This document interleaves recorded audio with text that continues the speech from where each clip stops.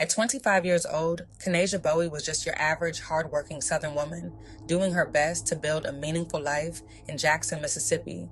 After graduating high school in 2018, she enrolled at Hines Community College with big dreams and the determination to shape a better future. But like many young adults, life didn't follow the perfect script. Bills piled up, responsibilities multiplied, and textbooks gave way to work shifts. Despite the challenges, Kenasia remained driven. She was the kind of employee every manager hoped for: punctual, dependable, and dedicated. The type who showed up early, never faked sick days, and gave 100%, whether anyone was watching or not. But there was more to her than just a solid work ethic. Kenasia was deeply rooted in family. She adored her parents, never missing a chance to show her appreciation, be it Mother's Day, Father's Day, birthdays, or just an ordinary afternoon filled with love and gratitude. Unlike many, she never took her upbringing for granted. She openly acknowledged the sacrifices her parents had made and honored them in both word and deed. So amazing how this woman here loves me. It's so amazing how this woman here protects me.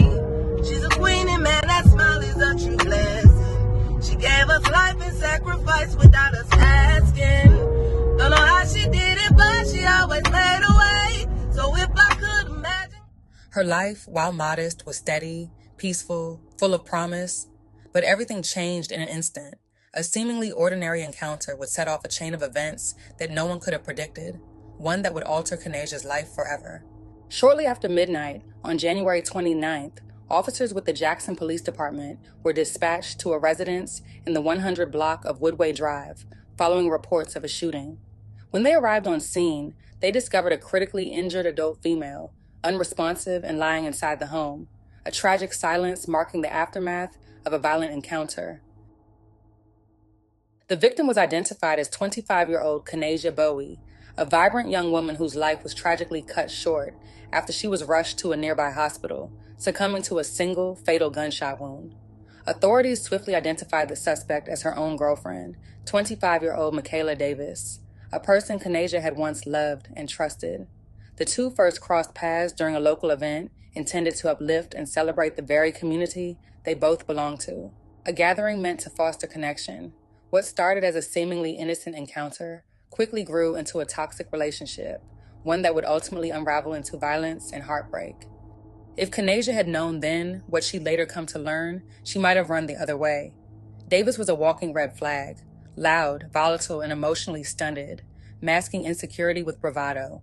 She idolized chaos and carried herself with the energy of someone trying too hard to be someone else. Her whole persona mirrored a toxic blend of hypermasculinity and aggression, glorifying gang culture and adopting a hardened, controlling attitude, especially toward women.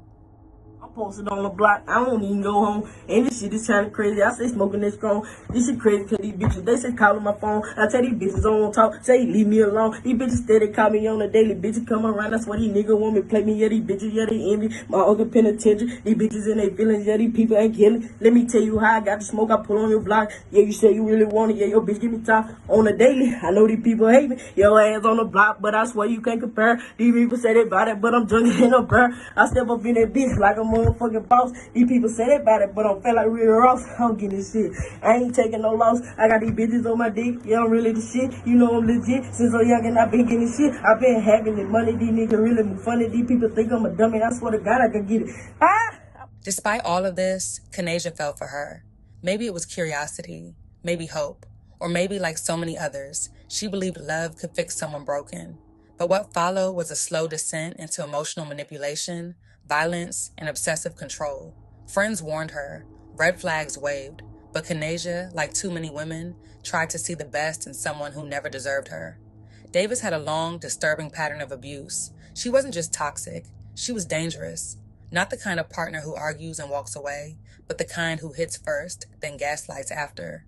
She masked her insecurities with intimidation and tried to maintain control through fear. As time went on, the mask slipped further. Michaela spiraled, publicly lashing out on social media, making cruel posts aimed at Kenasia, mocking her body, projecting her own bitterness for all to see. It wasn't heartbreak, it was obsession.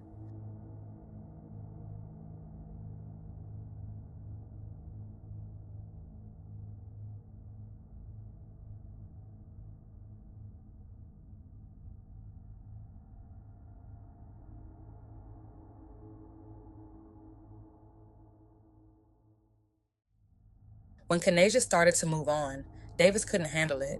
Her ego couldn't bear the thought of losing control. Then came January 29, 2025. Kenasia had finally had enough. She posted online, drawing a line in the sand. She was done. Done with the drama, done with the manipulation, done with being tethered to someone who refused to let her go. In a Facebook, she stated, "To clear the air, I am single and don't deal with anyone." Less than 24 hours later, she was dead. According to reports, Davis lured Kenasia to meet up under the guise of talking things out. They met on Woodway Drive, but instead of closure, Davis brought a gun. She shot Kenasia and fled, leaving her to die alone. Paramedics rushed her to the hospital, but the damage was too severe. She didn't survive. All because Davis couldn't take rejection, because her insecurities turned violent, because no one had ever held her accountable for her past abusive behavior. Now, Michaela Davis sits behind bars, charged with murder. But for Kenasia's loved ones, it's too late. A daughter, a sister, a friend, with her whole life ahead of her, was stolen by someone who claimed to love her. The tragic incident involving Michaela Davis and Kenasia Bowie sheds light on the deep and lasting harm that emotional abuse and body shaming can inflict, especially within intimate relationships. It also highlights how unchecked jealousy and the lack of healthy communication can escalate into serious emotional damage. Recognizing warning signs such as controlling behavior and derogatory comments is important.